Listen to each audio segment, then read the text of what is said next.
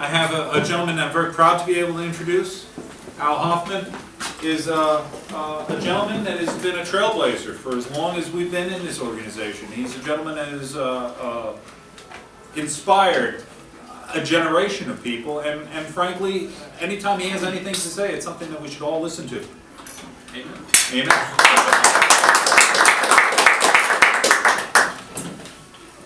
Well, the only thing I really wanted to say tonight was to announce a conference that's going to be taking place on April 23rd.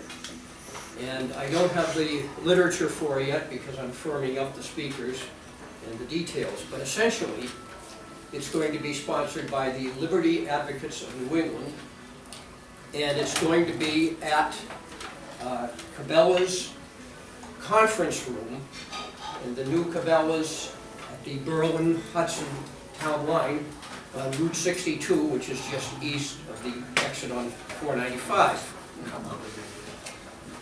This conference is going to be specifically to have working groups formulate ideas to submit to state legislators, primarily to repeal existing Massachusetts state law. And the conference is free to participants, except that your admission ticket is to bring in at least one written proposal for a law that needs to be repealed. And I think probably most of the people in this room can come up with a handful just on their drive-in from wherever they live. So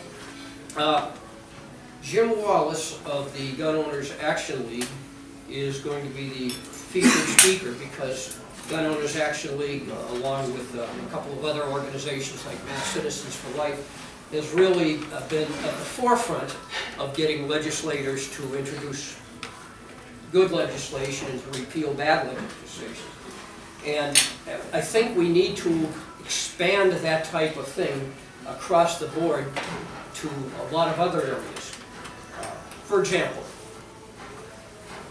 many years ago, if you wanted to teach horseback riding, you bought a farm, you bought a horse, and then you had people pay you $5 or $10 an hour, it's a little bit higher now, and you taught horseback riding. But some nitwit legislator along the way decided that people who teach horseback riding need to be licensed. So now,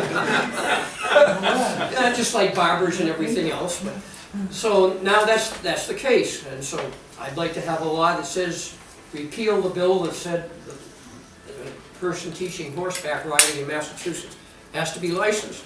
You can do the same for barbers and whatever else you think is unnecessary. John mentioned the bureaucratic creep on the law coming in. Think back to the outboard motor law. I don't know about you, but when I first got an outboard motor, I put it on my boat. I didn't have to row anymore. Then our glorious legislature decided that, oh, we've got to register boats that have outboard motors. Yeah. But they said, oh, only those above 25 horsepower. Of course, a few years later, they cut it down to only those above 10 horsepower. And then they cut it down to only those above 3 horsepower. And then they made all about the money. You don't need it if it's, you only need it if it's a gasoline motor. And of course, if you check today, if you have an electric motor that you stick on your canoe, you got to get the canoe registered. So there's a world of things where the creep has been coming in. I'll give you one more example. A few years ago, they passed a law in Massachusetts. An unlicensed driver cannot drive a car or other motor vehicle on private property. Well, this means that my parents should have been in jail many years ago, because on our farm, I drove a tractor when I was 10 and 12 years old. But now, today, if you have some capable adult driving a tractor or a truck on your 300, 500 acre farm in Massachusetts, that would be against the law, certainly on your smaller property too. So there's many laws that need to be proposed to be repealed, and I think we need to get really active and start putting the pressure on our state legislators to do that. There is a process in Massachusetts where you can get your state legislator to introduce a bill, even if he or she doesn't agree with it. And that's what Jim's going to talk about, and I'm trying to get one or two state reps or state senators to join us and explain how it's done, and whether you need to have it written up in a certain style, or whether their staff takes care of it. So that'll be April 23, a Saturday, at Cabela's conference room in Berlin.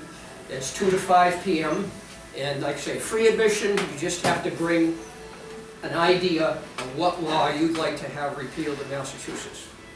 Thank you. Have more information to share on the Worcester Tea Party website. Absolutely. Now, everybody knows that the Worcester Tea Party is a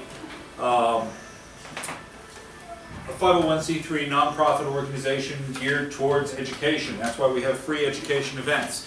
We are not allowed to endorse politicians for office. We do not endorse politicians for office. Now, of course, I vote, and there's somebody I like, and Ken votes, and Chris votes, and John. Everybody votes, because we're big on that. We're big on encouraging people to vote.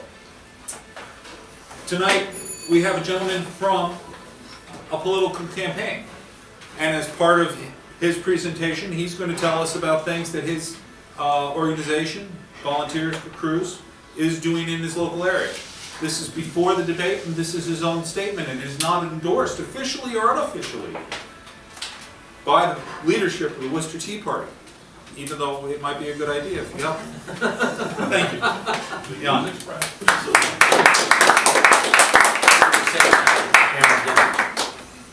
It only records 20 minutes at a time, so I have to